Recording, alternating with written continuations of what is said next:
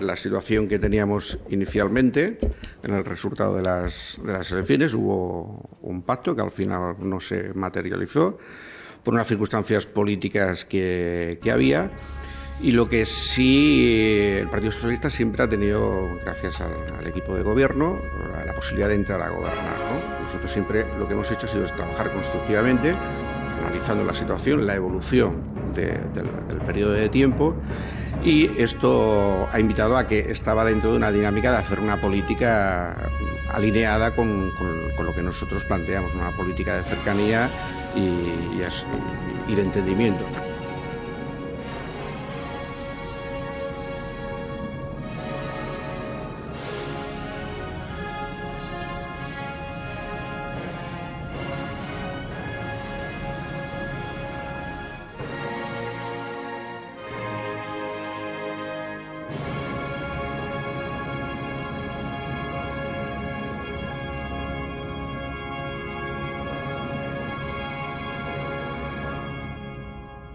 Y está claro que si el Partido Socialista hubiese buscado sillas y sueldos, hubiese pactado.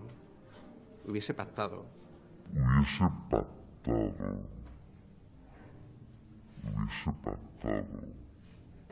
Lo que ustedes, lo que no quieren es gobernar. A ustedes no les interesa gobernar. A ustedes les interesa la oposición exclusivamente.